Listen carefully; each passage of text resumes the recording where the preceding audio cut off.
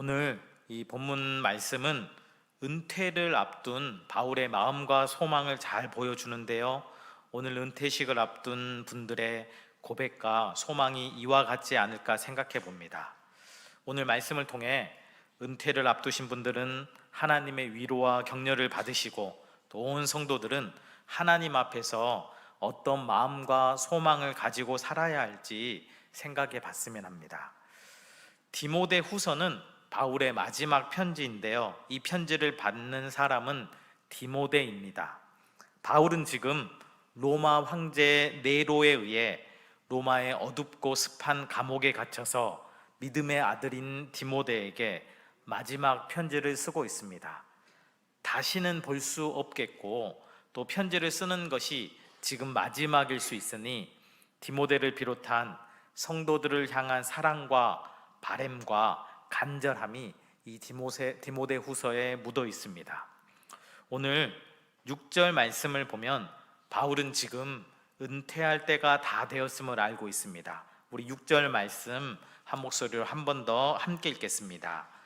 전제와 같이 내가 벌써 부어지고. 바울은 자신의 인생에 대해 그리고 지금 이 시점에 대해 두 가지로 표현하고 있는데요. 첫째로 전제와 같이 자신이 벌써 부어졌다고 말합니다. 여기에서 전제는 유대인들이 드리는 희생 제사의 일종으로 제사의 마지막 순서에 드려졌습니다. 불타고 있는 희생 제물 위에 포도주나 감람류 등을 부어 드림으로 희생 제사를 향기 나는 향내 나는 제사가 되게 했습니다. 바울은 전제와 같이 벌써 부어졌다고 하므로 이제 마지막 순간이다, 은퇴의 순간이다 이렇게 말하고 있습니다. 또한 자신의 생이 전제에 드려지는 포도주나 감람류처럼 완전히 부어졌고 드려졌다, 하나님께 이렇게 헌신된 삶이었다 고백하고 있습니다. 또한 바울은 6절에서 지금 이 시점을 나의 떠날 시간이 가까웠다 이렇게 말합니다. 여기에서 떠나다라는 표현은 출발의 의미를 담고 있습니다. 배의 정박을 풀고 다음 항구, 다음 목적지를 향해 가는 것, 몸의 결박을 풀고 새로운 곳을 향해 가는 것, 텐트를 치고 캠프를 했는데 이제 그 텐트를 걷고 새로운 곳으로 떠나는 것을 말합니다. 여기에서 이 땅에서 일을 마치고 새로운 곳으로 나아간다, 출발한다는 뜻입니다. 바울은 지금 이 땅에서의 생을 마치고 저 하나님 품으로 하나님이 예비하신 본향으로 출발하고 있다 말하는 것입니다. 이것을 우리의 은퇴에 관련해서 적용해 보면 성도에게 있어서 은퇴는 교회에서 정한 연한이 되어 우리에게 맡겨진 공식적인 직분을 내려놓고 떠나는 것인데 그 일은 새로운 사명을 향한 출발입니다. 하나님께서 이 땅을 살아가는 우리에게 구원 주시고 생명 주시고 여전히 시간 주신 것은 아직도 우리가 이 땅에서 해야 할 사명이 있기 때문입니다. 떠나는 것은 새로운 출발입니다. 우리는 하나님께서 주신 은혜만큼 섬길 수 있으며 또한 그렇게 섬기는 삶을 살 때 하나님은 더욱 큰 은혜를 주십니다. 그럼 우리는 이 땅을 어떤 마음으로 살아야 하는가? 바울은 이 땅을 어떤 마음으로 살아왔습니까? 바울의 이 고백이 오늘 은퇴하시는 분들의 고백이 되기를 원하며 또한 이곳에 있는 우리 모두의 고백이 되기를 원합니다. 바울은 자신이 떠날 때가 되었음을 알고 자신의 삶을 회고하면서 디모데에게 이러한 삶을 살 것을 사랑의 마음으로 권면합니다. 바울은 어떤 삶을 살았습니까? 우리 7절 말씀 한 번 더 함께 읽어보겠습니다. 나는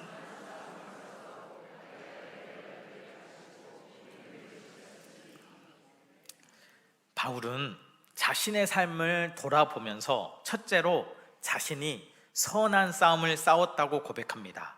이 7절에 싸우고라는 이 단어의 동사의 시제는 현재 완료형입니다. 과거에 있었던 일이 현재까지 영향을 미치거나 또는 과거에 있었던 그 일을 계속 할 때 헬라어에서는 현재 완료형을 사용합니다. 즉 바울이 자신의 생을 돌아보니 계속해서 선한 싸움을 싸워왔고 지금도 선한 싸움을 싸우고 있고 또한 후에도 싸울 것이다 라는 말입니다. 물론 이 싸우다라는 표현의 어감상 다투고 부딪히고 뭔가 갈등이 있고 이런 느낌인데, 올림픽 경기를 생각해 보면 이 성경의 표현을 좀 더 잘 이해할 수가 있습니다. 이 배드민턴 선수 중에 안세영 선수가 있습니다. 이 선수의 경기를 혹시 보신 적 있으십니까? 사투를 다합니다. 혼신의 힘을 다합니다. 배드민턴 셔틀콕을 넘기기 위해 온몸을 던집니다. 혹시 모르시는 분 한번 이 설교 후에 유튜브에서 안세영 배드민턴 찾아보시면 와, 정말 온몸을 던지는구나 알 수가 있습니다. 바울은 하나님의 뜻을 이루기 위해 평생토록 마음과 힘과 뜻을 다했습니다. 혼신의 힘을 다해 싸웠습니다. 그런데 그 목표가 선하신 좋으신 하나님의 좋고 선하신 뜻을 이루는 것이기에 바울은 선한 싸움을 싸웠다 말하는 것입니다. 바울처럼 우리도 이 땅에서 하나님 사람답게 살기 위해 싸워야 합니다. 우리 앞에 놓인 싸움은 무엇입니까? 우리에게는 삼중의 싸움이 주어졌습니다. 첫째로 세상과의 싸움이 있습니다. 우리가 살아가는 이 세상은 하나님 없는 세상, 하나님을 거부하는 세상, 하나님을 대적하는 세상입니다.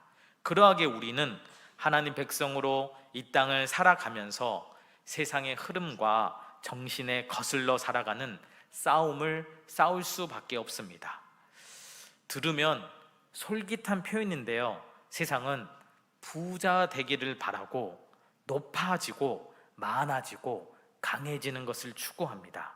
성경은 우리가 이런 세상의 흐름을 거슬러서 기꺼이 나눠주고 낮아지고 작아지고 약해질 것을 도전합니다.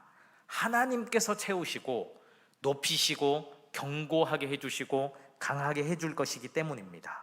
우리는 먼저 세상과 싸워야 합니다. 둘째로 우리는 우리 자신과 싸워야 합니다. 우리 안에는 세상을 향해 달려가는, 죄를 향해 달려가는 본성이 있습니다. 눈에 보이지 않는 하나님이 아닌 눈에 보이는 것으로 우리의 미래와 안전과 행복을 도모합니다.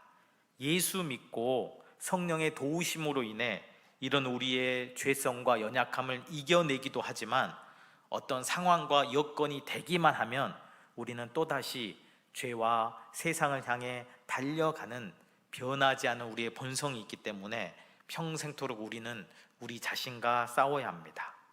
셋째로 이 모든 것 배후에 역사하는 사탄 마귀와의 싸움이 있습니다. 사탄은 세상의 거짓 논리로 우리를 위협하고 우리의 약한 본성을 유혹하여 죄에 빠지게 합니다. 평생토록 우리는 말씀을 붙들고 우리 안에 계신 성령 하나님의 도우심을 구하지 않으면 이 영적인 싸움을 싸울 수 없고 이길 수 없습니다. 그러나 우리가 하나님의 말씀 붙들고 성령의 인도하심을 구하면 주님은 우리를 능하게 하시고 이 영적인 싸움에서 우리에게 승리를 주십니다.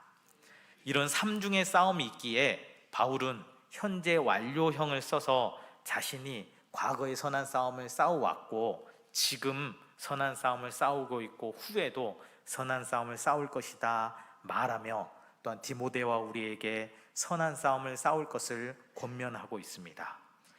바울은 또한 어떠한 삶을 살아왔습니까? 7절을 보면 중간쯤에 나의 달려갈 길을 마치고 이렇게 말합니다.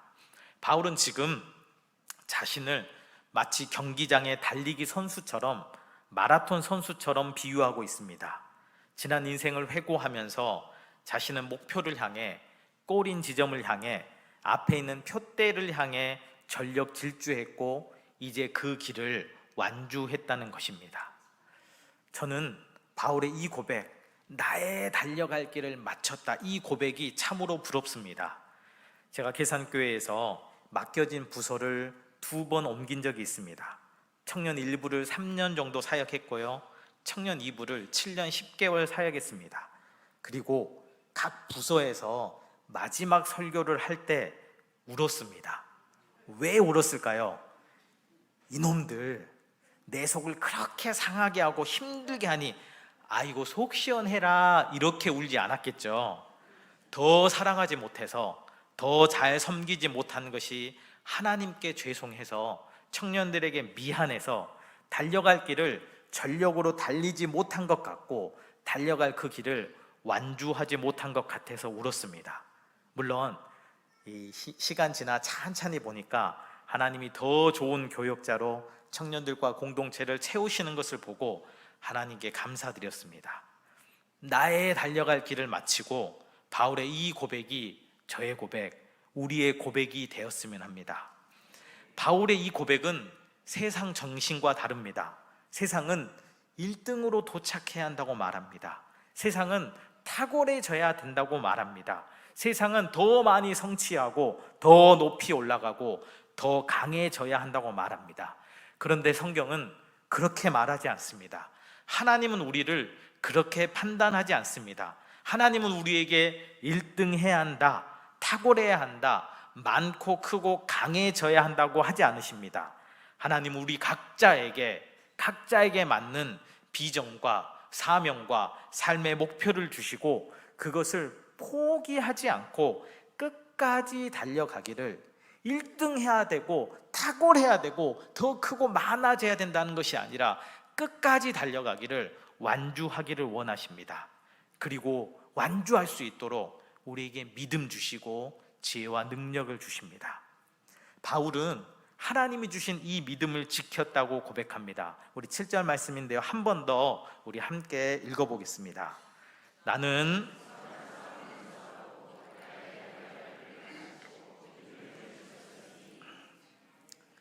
믿음을 지켰다. 바울이 평생토록 싸웠던 이 선한 싸움도 믿음을 위한 싸움이었고 달려왔던 그 경주도 믿음의 경주였습니다. 바울의 싸움과 경주는 하나님께서 믿음 주셨기 때문에 시작할 수 있었고 하나님 주신 그 믿음을 붙들고 계속해서 싸우고 경주할 수 있었습니다. 성경은 우리에게 하나님과 그분이 하신 일을 믿으라고 권하는데 우리는 8절에서 하나님께서 바울과 우리 인생 가운데 반드시 하실 일을 발견할 수 있습니다. 이 말씀, 이 8절 말씀을 믿음으로 바울과 같이 우리도 선한 싸움을 싸우고 달려갈 길을 마칠 수가 있습니다. 무슨 믿음입니까? 8절은 하나님께서 우리에게 주실 상급에 대해 약속합니다. 바울은 이러한 상급에 대한 믿음과 소망이 있었기 때문에 하나님께서 기대하시고 기뻐하시는 삶을 살 수 있었습니다. 그러나 이 상급은 바울이 잘해서, 바울이 탁월해서, 바울이 어떤 기준과 조건에 충족했기 때문에 주어지는 것이 아닙니다. 그렇다면 만약 바울이 탁월하고 바울이 잘하고 바울이 어떤 조건을 충족해서 이 상급을 받는다면 그것은 복음이 아니고 그것은 하나님 주신 선물이 아니고 보상입니다. 바울과 같지 않은, 바울보다 부족한 우리는 기대하거나 소망할 수 없는 것입니다. 이 부분은 조금 후에 다루고요, 바울이 자신의 삶에, 자신의 미래에 반드시 주어질 것이라고 믿었던 것이 무엇입니까? 우리 8절 말씀 우리 함께 한 번 더 읽어보겠습니다. 이제 후로는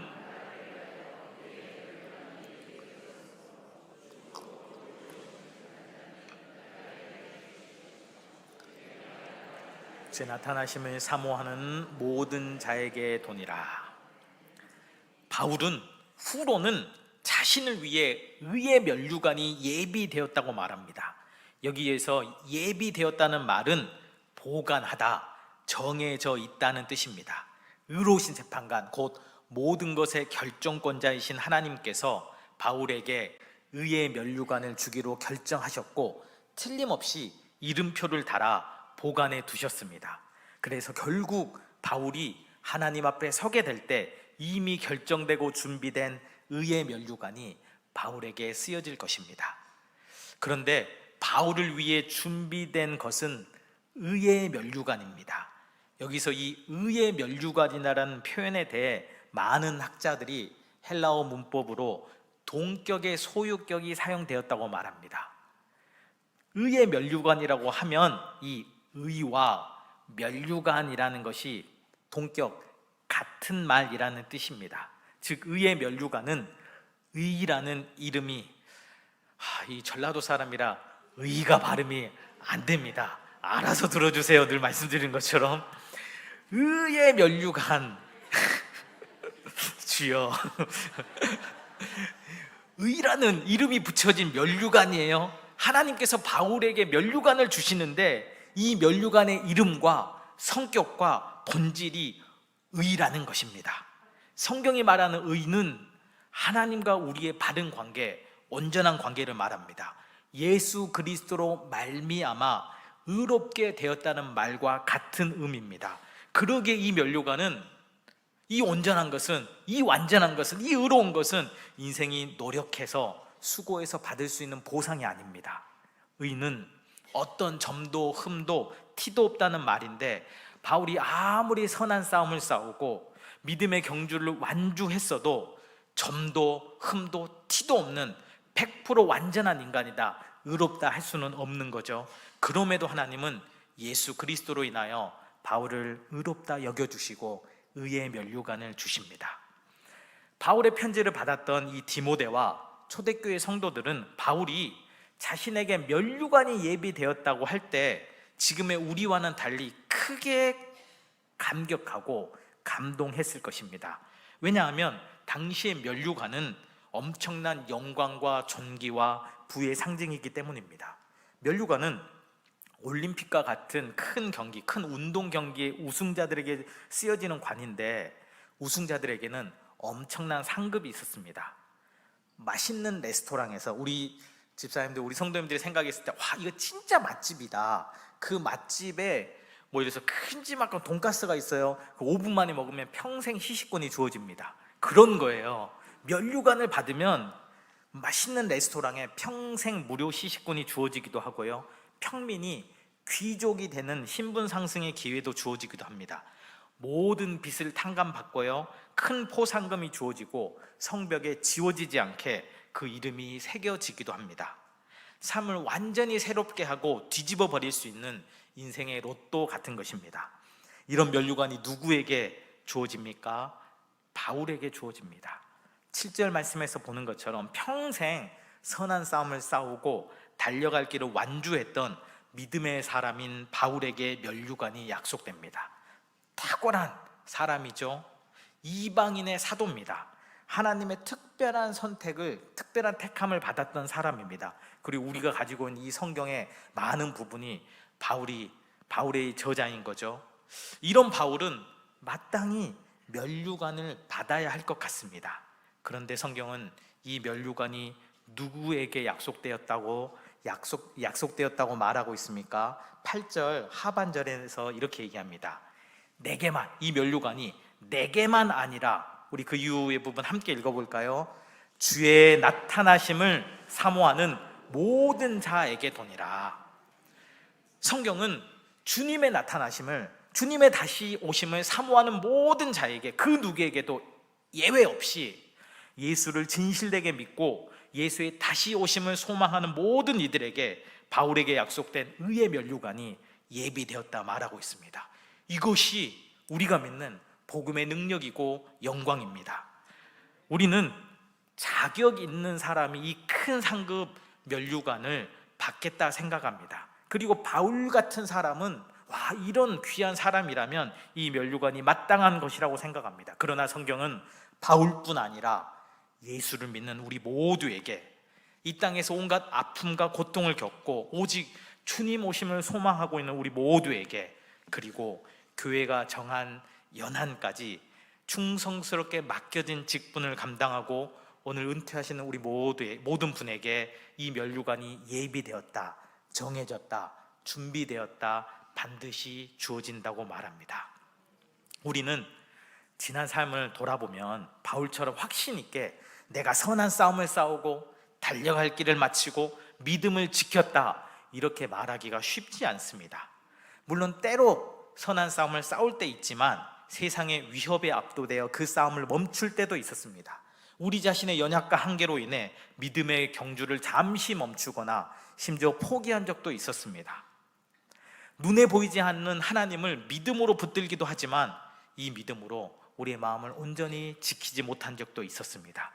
그런데 이런 우리에게 하나님은 믿음의 사람인 바울에게 약속된 의의 면류관을 반드시 주신다고 약속하십니다.